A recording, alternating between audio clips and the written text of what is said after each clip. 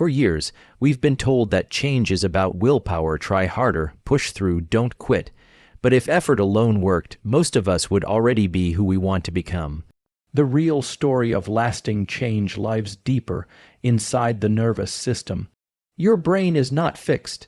It is constantly rewiring itself based on what you repeat, what you focus on, and how you respond to struggle. When you understand this, failure stops feeling personal, and growth becomes biological. Today, we'll explore how lasting change isn't forced through grit, but built through neuroplasticity, one intentional signal at a time. For decades, willpower has been praised as the defining force behind success and self-control. We admire people who seem endlessly disciplined, assuming they possess an internal reservoir of strength that others lack. But neuroscience tells a different story, one that is far more hopeful and far more practical. Willpower is not an infinite resource. It is a state of the brain dependent on energy, stress levels, sleep, and emotional load. When these systems are depleted, willpower fades. This is not a personal flaw, it is biology. The brain relies heavily on the prefrontal cortex when exerting willpower. This region is responsible for planning, decision making, and impulse control. However, it is also highly sensitive to fatigue, anxiety, and cognitive overload. After long periods of effort or stress, the prefrontal cortex becomes less effective, making it harder to resist impulses or maintain focus. This is why relying solely on willpower often leads to burnout, inconsistency, and self-blame. What truly creates lasting change is not forcing behavior through willpower, but training neural circuits that make desired behaviors more automatic. Neural circuits are pathways of neurons that fire together repeatedly. Each time a behavior is performed, whether positive or negative, the corresponding circuit becomes slightly stronger. Over time, the brain begins to favor the most frequently activated pathways, turning effortful actions into habits that require far less conscious control. This is where neuroplasticity comes into play. Neuroplasticity is the brain's ability to change its structure and function in response to experience. When you repeatedly engage in a behavior, especially under conditions of focus and effort, the brain physically rewires itself to support that behavior. What once required intense willpower gradually becomes easier, faster, and more natural. Discipline, in this sense, is not something you summon. It is something you build. Importantly, the brain does not change through repetition alone. It changes most effectively when repetition is paired with challenge. Struggle signals to the nervous system that adaptation is needed. That feeling of resistance, frustration, or discomfort is not a sign of failure. It is the very signal that initiates neural growth. When effort is applied at the edge of your current capacity, the brain releases chemicals that support learning and circuit refinement. This understanding reframes how we approach personal change. Instead of asking, "Why don't I have more willpower?" a better question becomes, "What circuits am I training daily?" Every small action, waking up on time, avoiding distraction, returning to a task after discomfort, is a vote for a particular neural pathway. Over weeks and months, those votes accumulate, shaping behavior at a biological level. The most effective strategy, then, is not heroic bursts of discipline, but consistent, repeatable behaviors designed to reinforce the circuits you want. This includes shaping your environment to reduce reliance on willpower, using routines to automate decisions, and allowing progress to be gradual rather than dramatic. When behavior becomes embedded in neural circuitry, it no longer feels like effort, it feels like identity. Lasting change does not come from overpowering the brain, it comes from training it. When you shift from chasing willpower to building circuits, change stops feeling fragile and starts becoming stable. The science is clear. Your brain is capable of profound transformation, not through force, but through repetition, attention, and time.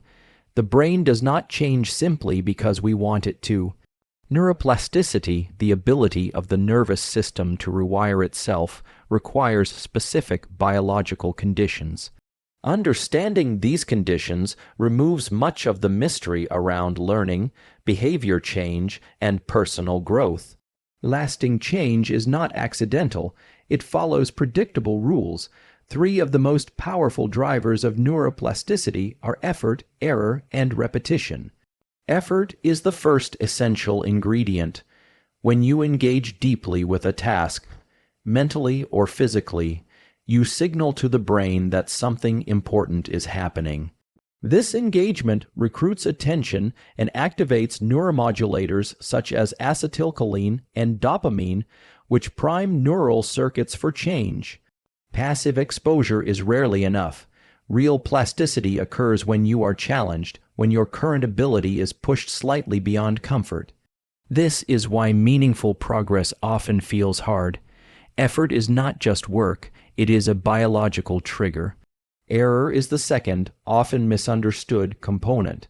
The brain learns most effectively when it detects a mismatch between expectation and outcome. Mistakes highlight that gap. Each error generates a signal that something in the circuit needs adjustment.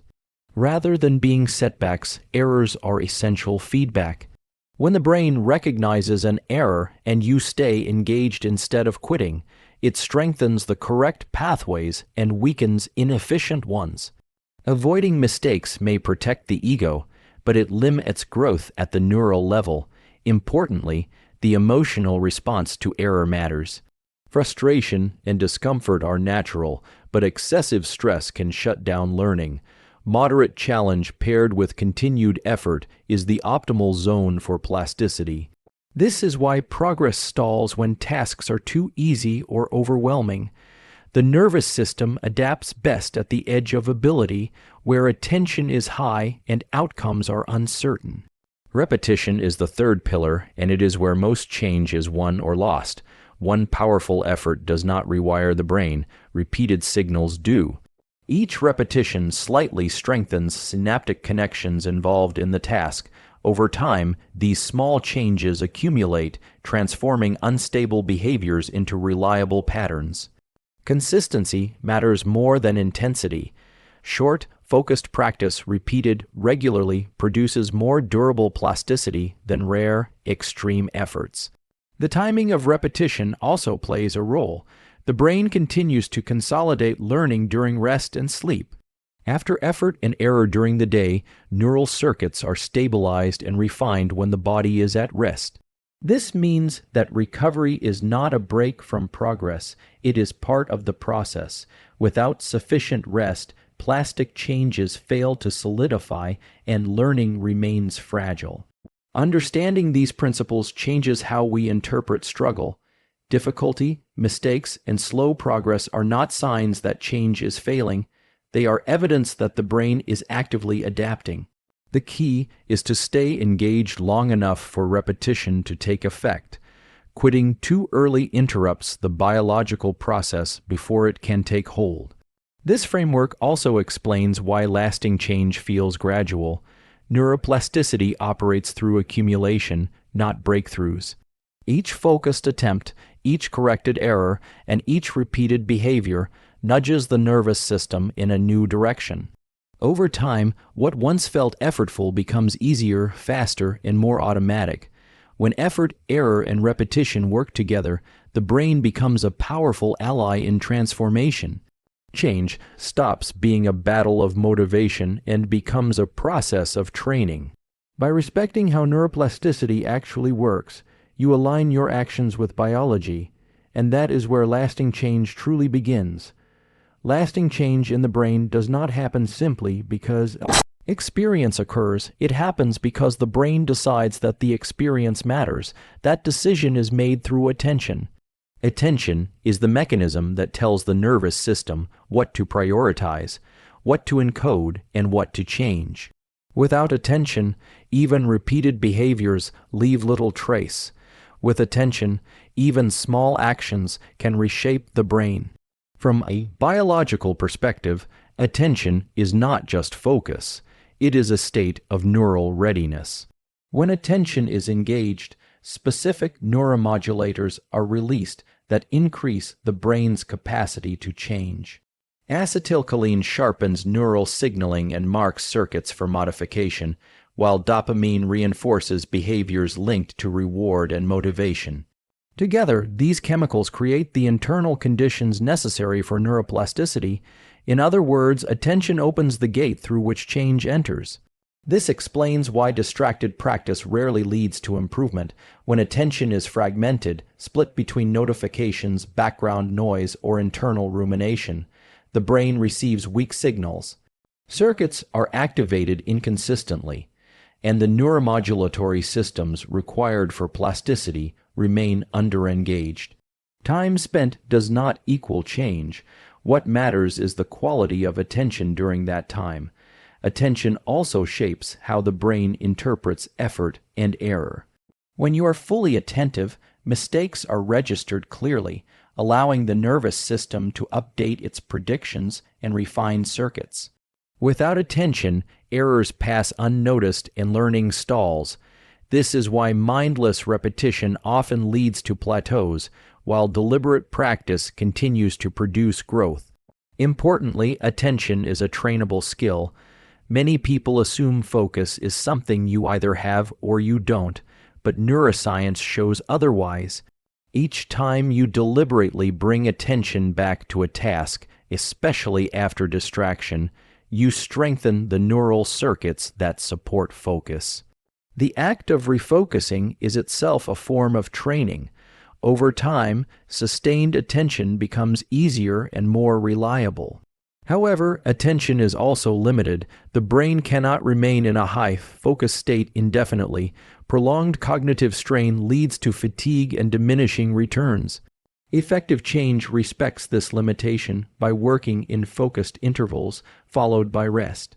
Short periods of deep attention repeated over time are far more powerful than long periods of half-engaged effort.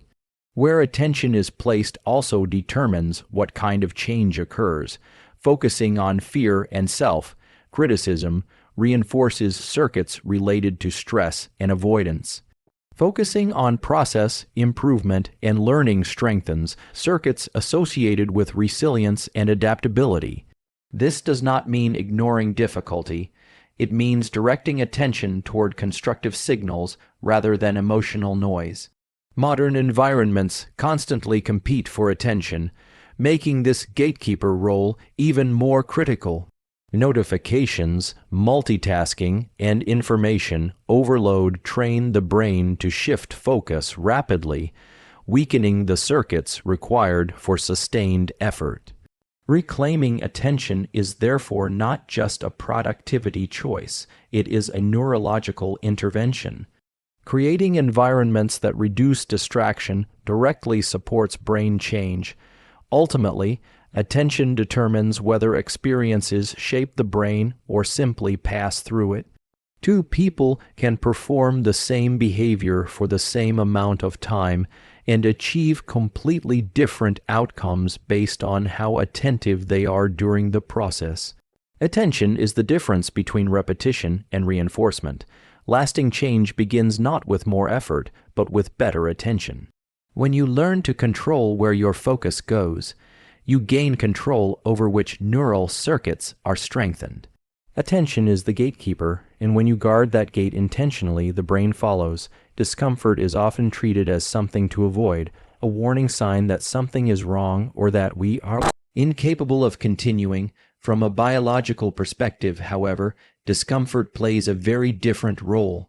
It is one of the nervous system's most important signals for growth. When properly understood, discomfort becomes not an obstacle to change, but a guide pointing directly toward it. At the level of the brain, discomfort typically arises when existing neural circuits are no longer sufficient for the demands being placed on them.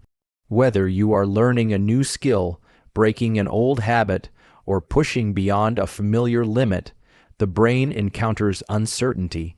This uncertainty activates stress-related systems, producing sensations such as effort, frustration, or unease.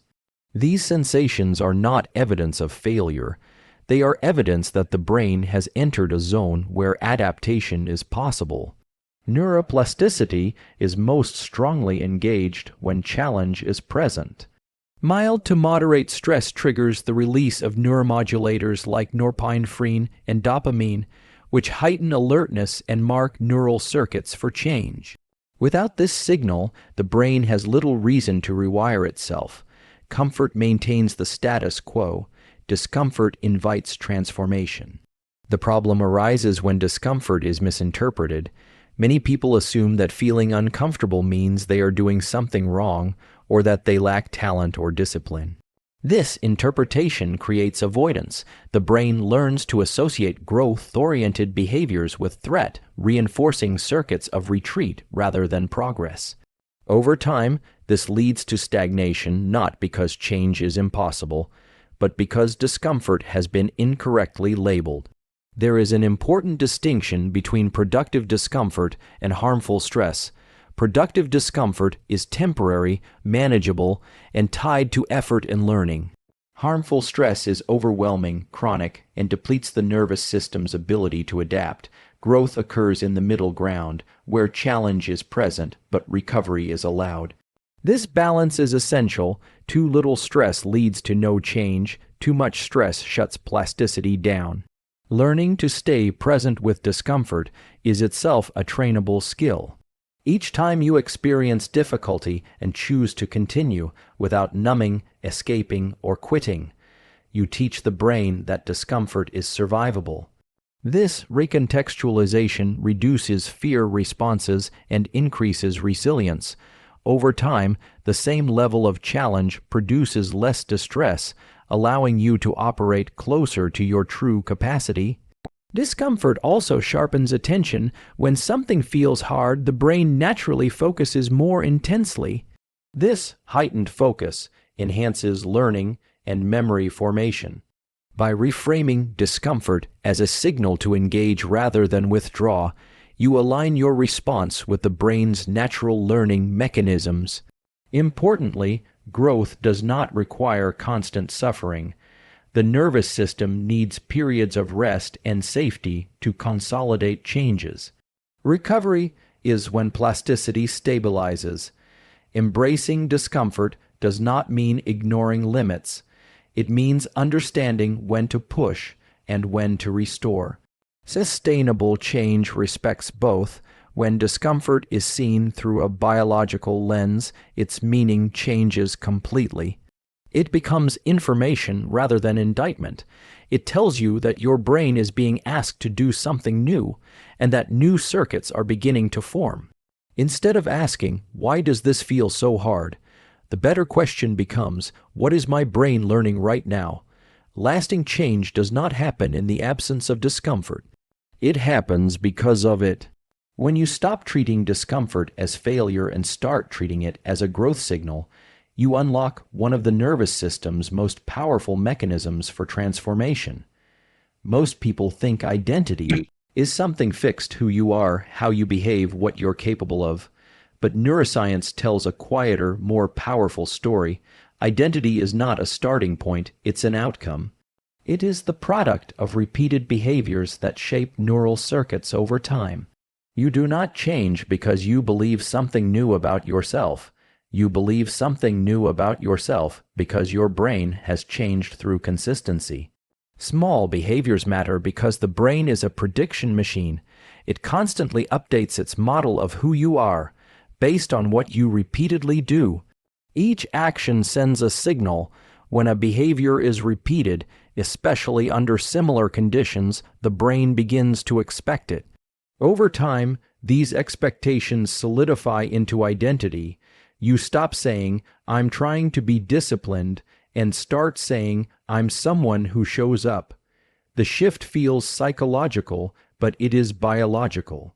Neural circuits strengthen through frequency, not intensity. A single dramatic effort barely moves the needle, but small actions repeated daily build stable pathways in the brain. These pathways require less conscious control with time, reducing reliance on motivation or willpower. What once felt effortful becomes automatic. This is how habits turn into traits. Importantly, the brain does not distinguish between big and small behaviors. It only tracks repetition. A 5-minute daily practice sends a clearer signal than a 2-hour session once a week. Consistency tells the nervous system that a behavior is important enough to keep. In response, the brain allocates resources to support it. This process also explains why identity change feels slow. Neural rewiring is incremental. Each repetition strengthens synapses by a tiny amount, but those tiny changes accumulate. Weeks turn into months, and the brain's baseline state begins to shift. At that point, stopping the behavior feels unnatural, not because of discipline, but because the brain has adapted to expect it. Small behaviors also reduce internal resistance. Large goals often trigger fear, doubt, or overwhelm, activating stress circuits that interfere with learning. Small actions stay below the brain's threat threshold. They feel manageable, safe, and repeatable. This allows the nervous system to stay engaged long enough for plasticity to occur. Identity reshaping works in both directions. Repeated avoidance, distraction, or quitting also trains the brain. Over time, these patterns harden into beliefs like I'm inconsistent or I never finish things. These beliefs feel true because the neural evidence supports them. The solution is not self-criticism, but new repetition. Identity updates when behavior updates. Consistency also interacts with reward systems. Each completed behavior, no matter how small, produces a subtle dopamine signal. This reinforces the circuit and increases the likelihood of repetition. Over time, the brain begins to associate the behavior with satisfaction rather than effort. This is how habits become self-sustaining. Environment plays a critical role here. The brain is highly sensitive to cues. Placing small behaviors into predictable contexts, same time, same place, accelerates identity formation. The brain links the behavior to the environment, reducing decision fatigue and increasing follow-through. Identity becomes embedded not just in thought, but in surroundings. The most profound changes rarely feel dramatic in the moment. They feel boring, repetitive, almost insignificant, but the brain is paying attention. Every small behavior is a vote. One vote changes nothing. Thousands of votes change everything. Lasting identity change is not about becoming someone new overnight. It is about showing your brain, again and again, who you are becoming. Over time, the nervous system believes you and reshapes itself accordingly. Motivation is often treated as the driving force behind change, but from a neuroscience perspective, motivation is unreliable. It fluctuates with sleep, stress, mood, hormones, and life circumstances. Designing your life around motivation is like building a house on shifting ground. What creates stable change is not how motivated you feel, but how your environment and habits are structured to support your nervous system. The brain is constantly responding to cues in the environment. These cues trigger behaviors automatically, often without conscious decision making. This is because the brain is designed to conserve energy. If a behavior can be executed through habit, the nervous system will favor that route over effortful choice. Habits reduce cognitive load, allowing actions to occur even when motivation is low. Environment shapes which habits are easy and which are hard. If distractions are visible and accessible, the brain will repeatedly activate those circuits. If desired behaviors are frictionless, the brain adopts them more readily. This is not a matter of discipline. It is stimulus-response conditioning. Small changes in surroundings can produce large changes in behavior because they alter what the brain encounters first. Habits are built through repetition in stable contexts. When an action occurs in the same environment repeatedly, the brain links the context to the behavior. Eventually, the context alone becomes enough to trigger action. This is why routines are so powerful. They shift behavior from a motivational process to an automatic one. Motivation spikes can help initiate change, but they are poor at sustaining it. Early enthusiasm fades as novelty wears off. When motivation drops, people often interpret this as failure and abandon the effort. In reality, this is the moment when habits should take over. If the environment supports the behavior, action continues even in the absence of desire. From a biological standpoint, habits rely on different neural systems than motivation. Motivational states engage reward and emotional circuits, while habits rely more on motor and pattern recognition circuits. Once a behavior becomes habitual, it requires less emotional energy and less conscious thought. This makes it far more durable. Designing an effective environment means reducing friction for the behaviors you want and increasing friction for those you don't.